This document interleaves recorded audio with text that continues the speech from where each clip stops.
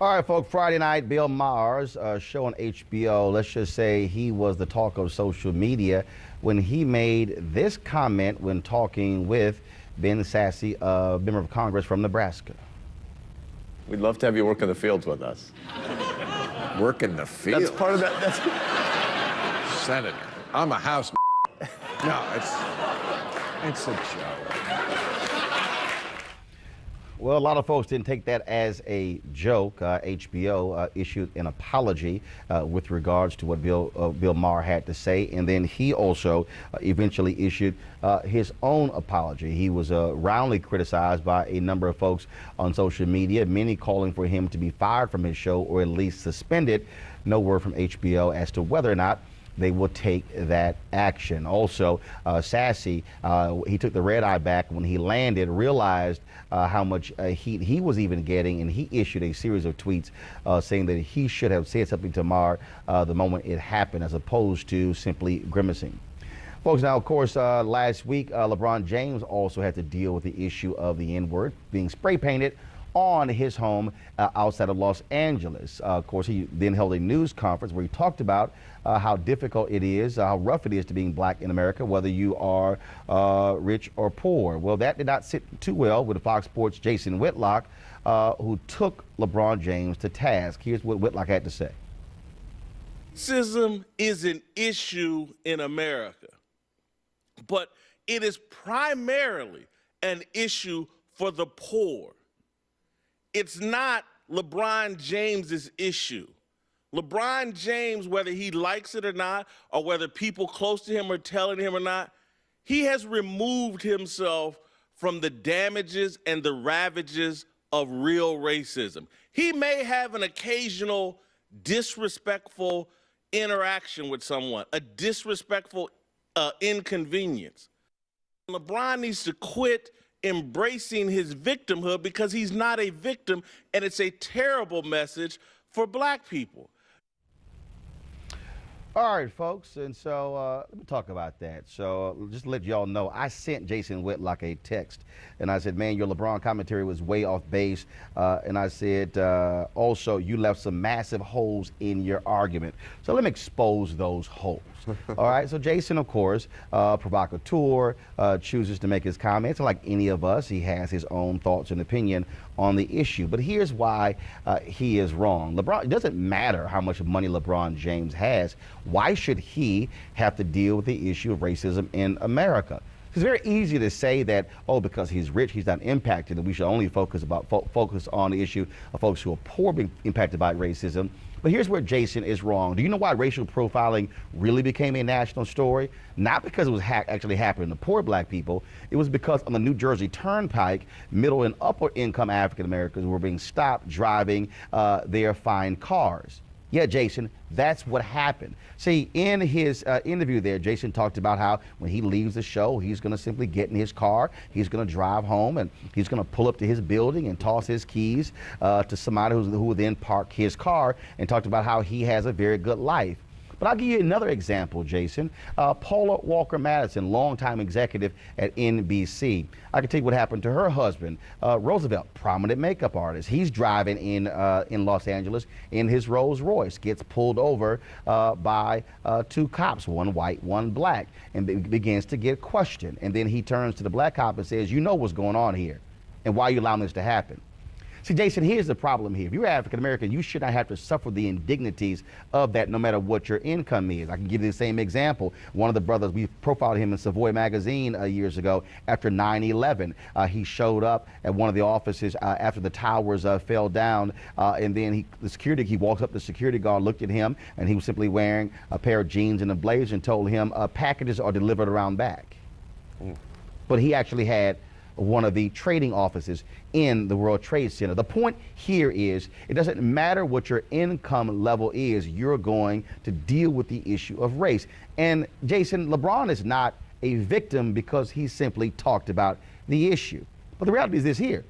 But he is a victim in terms of his home was defaced with a racist slur. That seems to be the problem for folks who are critical. And so, Jason, what you're doing is you're buying into the nonsense of others who say, oh my goodness, you shouldn't talk about these things. Well, should we talk about whether or not you're African American and you have money or you don't, and then you're being suspended in school at a higher rate than whites? Can we talk about the facts that black college graduates have twice the unemployment rate of white college graduates in America? Can we talk about the inability for African Americans, even of means, to be able to have access to capital? See, Jason, this is why you're completely wrong, and frankly, you're way out of your league on this issue. I'm going to tell you to stick to sports. What I'm going to say is expand your horizons and look at this thing much nuanced and deeper. It is ridiculous to even remotely say that. But let's say even in your particular field, you cover sports. This is your field. You tell me the impact of race in sports when you only have one African American in the NBA who is an owner. Is that an issue also of race, income inequality, the ability to be able to have access to capital? See, Jason, you're way out of line here. And LeBron James was right to raise the issue, because by LeBron James raising the issue, what he is saying is, I'm not unlike many other people. Jason, you might have read Jackie Robinson's book, I Never Had It Made. If you haven't, you should. Because you know why? Because the reason he said that is that no matter what I go through, if there's another African American who does not have full freedom in America, then I'm not free as well. Jason, that was Jackie Robinson who wrote that in 1972. Don't think for a second that things are that much better in 2017. Let's go to our panel in D.C. Lauren, I'll start with you. Whether it's the Bill Maher issue, whether it's first of all, we're supposed to have Killer Mike on the show because he believes it's all fine to use the N-word, and then he actually tweeted you can't. You know, he tweeted that if you don't buy black, bank black, and involved in these issues, you can't raise the issue. Well, I tweeted him. I said, well, I do all of those things, so I can call you out as a result, Lauren. Well, Killer Mike is one of the people who use the N-word a lot, so his defense of the N-word was sort of not that surprising. I mean, on the issue of Jason Whitlock, who's really just a media whore, let's face it, he just wanted to enter into this debate to get attention, and he got it. But it's not just Jackie Robinson that we can use an example. We can use the last 8 years of President Obama as an example. He was subjected to a double standard that no other presidents were subjected to for 8 years. And of course he's in the top 1%, just as Martin Luther King was in the 1960s. Martin Luther King was, you know, obviously in the top 1%, making about $200,000 a year. And of course he was murdered over racism. So this idea that people who are prominent in our community don't have to deal with racism is completely ridiculous. I mean, we can go on and on with Madam C.J. Walker, business people whose careers were marginalized because of race, and they had plenty of money. So it's a ridiculous statement, to say the least. Eugene, what bothers me is when I hear Whitlock say, oh, LeBron, you're embracing victimhood, as if you pointing out something happening means that you're embracing victimhood, when in fact what Jason is doing is embracing the language of people who don't even want to confront the issue of race in America. But so, you know, Jason's a provocateur. He's doing it for media attention. He's doing it for to satisfy his own fragile ego. You know, we as African Americans, you know, we may not necessarily had the opportunity to choose our skin color, but we're proud of it. And, you know, we don't have control over how people react to it or treat you because of it. And that's something that Jason Whitlock needs to understand. When it comes to Bill Maher, you know, HBO needs to take Bill Maher off the air. What he said was unacceptable. What he said was demeaning. It was derogatory. It was not pushing an envelope. It was just pure wrong. And if this is if it was anybody else on a regular network, they'll be gone, and he needs to be gone off HBO. Don? You know, let's be clear about this. Bill Maher is what happens when white liberals think they have a pass, and it's unacceptable. They should never have one. He's been pushing the envelope for years, if you've watched his show, even going back to Politically Incorrect on ABC. He's said these things for a long time. He's been anti-womanist for a long time.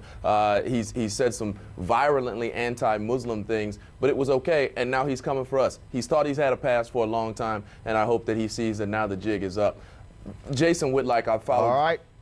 I followed Jason Whitlock for a long time, and you know, Jason Whitlock did not become a super prominent journalist until he started attacking black people. And that's what he's made his career on. He started attacking Scoop Jackson. Actually, I followed him in the Kansas City Star. And he I would disagree with that, but I understand your point. But he did get rise to prominence even before that. A peaceful protest turned deadly. 37-year-old black man was shot and killed by Baton Rouge police. His hands are in the air, and you still get shot by the cops. Oh my God, please don't tell me he's dead. We're not going to let hate define us. Race is a big part of this. If truly all lives matter, then all lives need to matter equally. What we require is action. What we require is accountability. We understand that black lives do matter, and we will keep focused on this issue. NewsOne Now, every weekday morning at 7 on TV1.